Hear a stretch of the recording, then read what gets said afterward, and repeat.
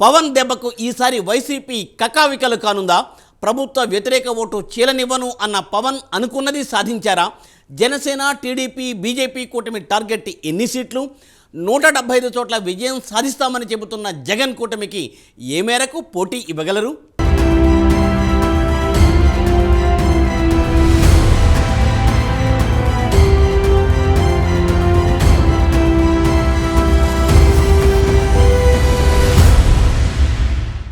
AP ఎన్నికలకు పట్టుమని 2 నెలల వ్యవధి కూడా లేదు. త్వరలోని ఎన్నికల స్కెడ్యూల్ వెలువడే అవకాశం ఉంది. దీంతో ఏపీలో పొలిటికల్ హైటెన్షన్ నెలకొంది.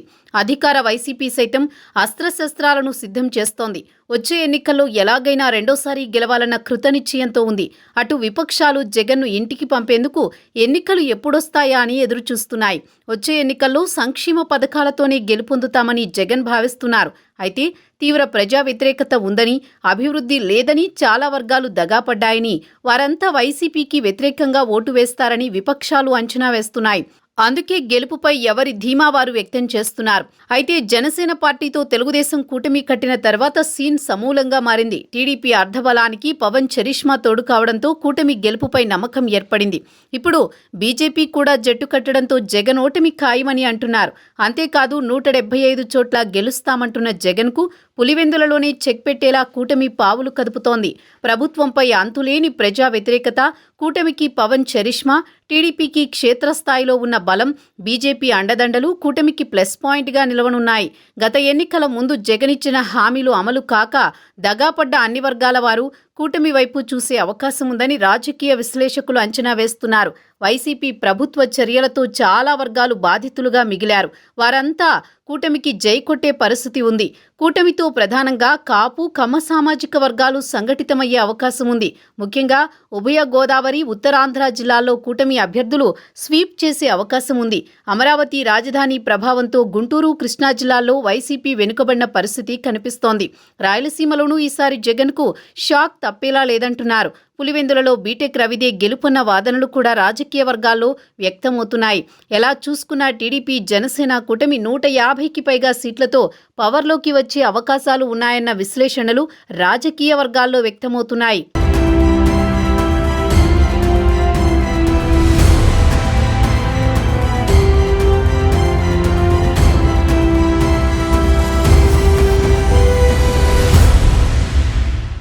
ఎవరు గుంపులుగా వచ్చినా తమ నాయకుడు మాత్రం సింహంలా సింగిల్గా వస్తాడని వైసీపీ నేతలు కొట్టే డప్పు చెవులకు చిల్లులు పడేలా ఉంటుంది.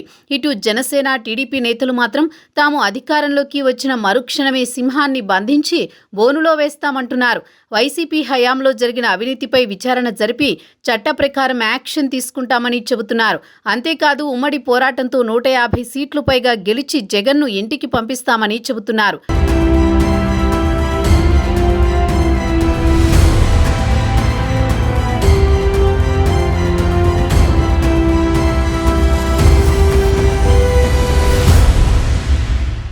పొత్తుల ఎత్తుల విషయం పక్కన పెడితే ప్రస్తుతం పవన్ కళ్యాణ్ పర్యటనలపైనే దృష్టి పెట్టారు. పార్టీ కార్యకర్తలను ఎన్నికల సంగ్రామానికి సిద్ధం చేసే విధంగా మరోవైపు తాను సిద్ధంగా ఉన్నట్లు తెలియజేయడానికి పవన్ జిల్లాల పర్యటనకు శ్రీకారం చుట్టారు. జగన్ ఇప్పటికే సిద్ధం పేరుతో సభలు నిర్వహిస్తున్నారు. దీనికి ధీటుగా మేము సైతం సిద్ధమంటూ పవన్ రంగంలోకి దూకుతున్నారు. ఈసారి పవన్ మాటల తూటాలను జగన్ బెంబేలు పడే అవకాశం ఉందని రాజకీయ విశ్లేషకులు చెబుతున్నారు. ఎన్నికల వరకు నాన్ స్టాప్గా పవన్ రాష్ట్రంలో పర్యటించనున్నారని తెలుస్తోంది. గోదావరి జిల్లాల తర్వాత ఉత్తరాంధ్ర, అలాగే కృష్ణా, గుంటూరు, రాయలసీమ జిల్లాల్లో పవన్ సుడిగాలి పర్యటనలు ఉండబోతున్నాయని తెలుస్తోంది. వైసీపీ సిద్ధం అంటున్న తరుణంలో జనసేన, టీడీపీ, బీజేపీ కూటమి పెద్ద యుద్ధమే చేయబోతోంది. 150 సీట్లు పైగా దక్కించుకుంటామంటున్న కూటమి టార్గెట్ ఏ మేరకు వర్కౌట్ అవుతుందో వేచి చూడాలి.